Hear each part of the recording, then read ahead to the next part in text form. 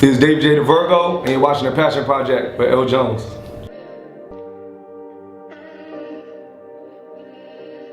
I feel like the lunch table was a God-given thing. I feel like everyone has a certain purpose, everybody has a certain thing that they do, and I was blessed with enough influence to be able to influence other people to follow their passions and do what they do. So I use the lunch table to put people on, give people a certain platform that they can use to get to their next level. And ultimately, it has helped me get to my next level as well. Why the name The Lunch Table? Okay, so the lunch table is funny because it was between the lunch table or happy hour. And we were battling between that. I was battling between that for so long. And I had a class that was talking about limiting your audience. One of my marketing classes was talking about limiting your audience, this and the third. So that day of the class is when I figured out, okay, I had to do the lunch table over happy hour. But I was really itching for happy hour though. Cause like I was trying to think of a place where everyone can relate. Everyone can relate to lunch table, everyone can relate to happy hour worldwide. That's a thing. So it was like, then I was thinking about maybe kids, more friendly. What if I want to expand it to children? So the lunch table was definitely, the best place. You have the best conversations at the lunch table, hands down. Very true. Hands down. You were a marketing major in college? Communications minor in marketing. Okay, so for the entrepreneurs watching that are either in school or just graduated and feel a little stuck and they don't want their degree to go to waste, but that's not particularly what they're passionate about, like what would you tell them? Because it sounds like you're applying your major. Yes, I definitely applied my major, but at first I was a physical education major, which is like, whoo, a lot of people don't know that. I was a phys ed major. I played sports my whole life. I had my personal training certificate and all that stuff, so I kind of wanted to stay in that field, but something just kept pulling me back to cameras and media and all that stuff, because I did this a lot in high school, but because I played basketball, I didn't get a chance to really dive into it the way I wanted to. So to answer your question, whatever your major is, doesn't have to determine what you're doing for the rest of your life. The whole purpose of college and all that stuff and taking classes is to enrich your mind, educate you, and train you mentally enough to handle certain stress and certain challenges and know how to deal with them. Just like math, people like, why do I have to take algebra? I'm never gonna use it again, but algebra taught your mind how to work a certain way and how to solve problems. And that applies to everything in life. Right. So whatever you did in college and in your life, you still got an education from it. You're still enriching your mind, which is the most important thing of college besides the networking part. So you're not wasting your degree at all. What was your aha moment? Like what let you know that like this is a thing and I'm gonna take the lunch table to the next level? I feel like there's certain paths, and I want to keep getting all deep and spiritual and stuff, but I feel like it's certain paths that you will take that it becomes easier for you to do because it was meant to happen. Okay. So there's certain things that were happening when I was doing this that was like, okay, this is something I must be in the right path supposed to be doing. When I first started, I was shooting it from my laptop, live on my laptop. And I would take it straight from my laptop to YouTube.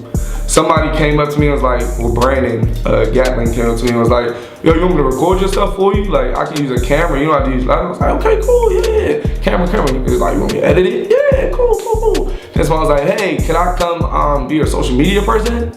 Yeah, cool, yeah, come, let's make a page. Like, people came out of the sky with it. And I think the demand for media in this area is so high and the jobs are so low that it created something that people could be a part of to be able to get experience in that. And I think that is, once I realized that and I kept pushing it, I think that's when it was like, boom, you need to just go ahead and just do it. So for people that don't know, what exactly is the lunch table? So the lunch table is a media platform. Okay. I think that's the best way to describe it. We do everything from interviews, like you're doing right now. We do panel discussions. We'll go around campuses or different communities and ask people different questions.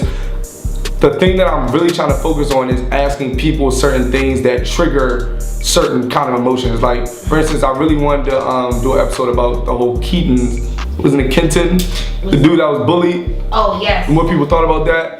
You know, like stuff like that, I really like triggering because people talk about it on social media all day, but they won't make a video about it and speak on it the way that they really want to speak on it. So stuff like that is how, you know, it gained attention. We talked a lot about relationships and stuff like that, and that also got the attention.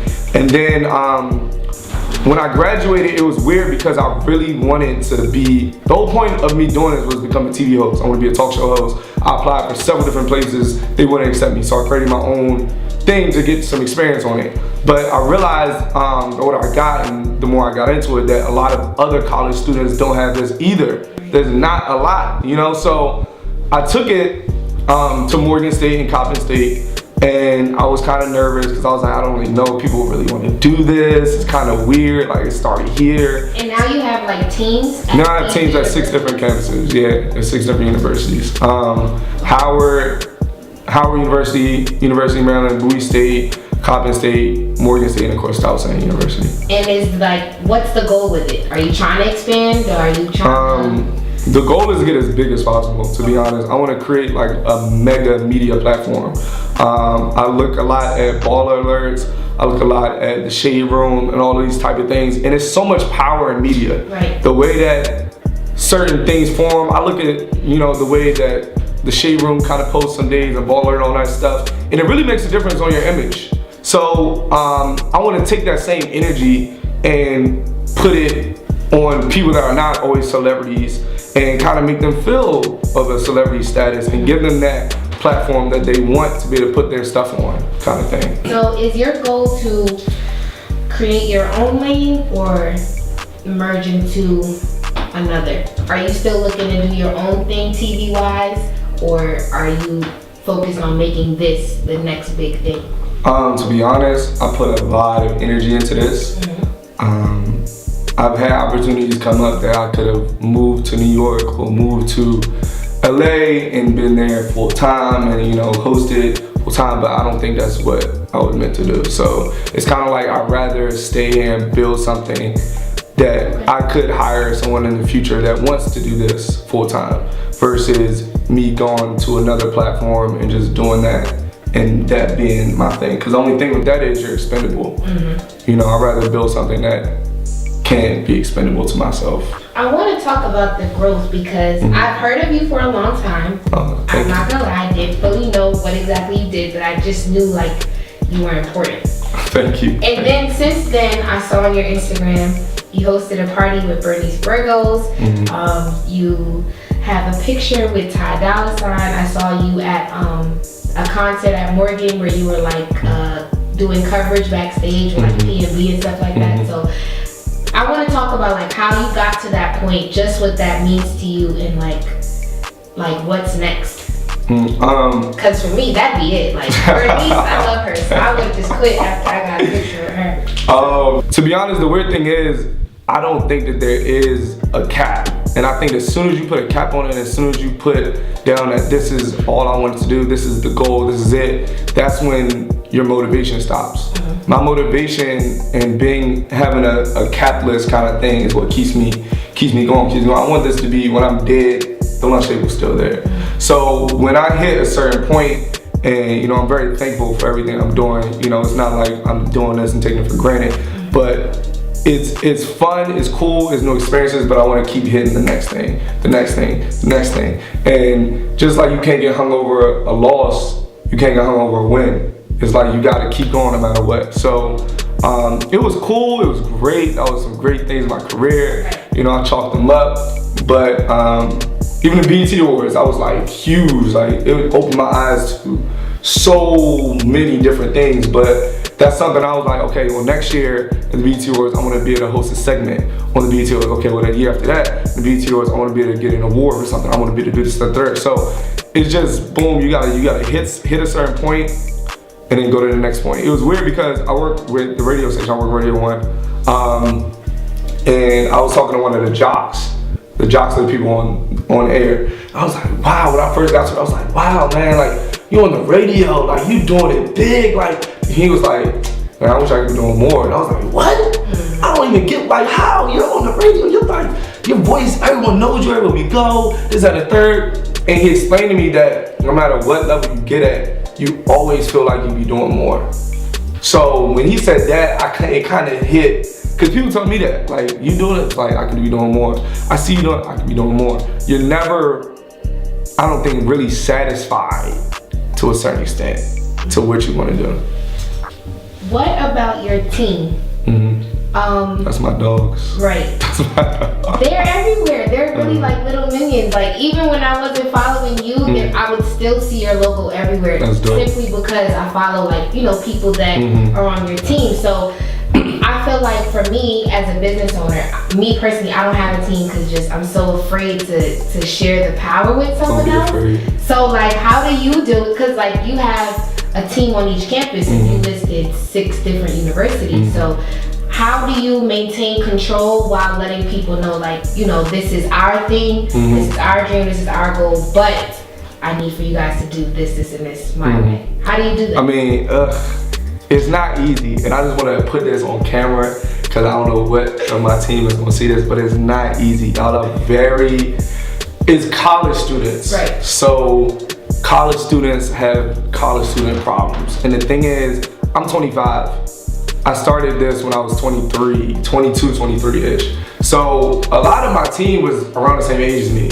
So me trying to talk to them a certain way, you know, like, but I always, my dad had always told me, treat the CEO with the same respect you do the janitor. I know it's a cliche thing now, but that was instilled into my head. So no matter who it was, what on that team, you know, you always talk to them, treat them with respect. And our motto is, the bigger TLT gets, the bigger people inside of it get. It grows. So it's not like I'm bigger than TLT because I got to have my video on the Instagram first. It's like, well, did you comment on everyone else's Instagram? Did you retweet your teammates' video? Did you help them? Because that's ultimately gonna help you.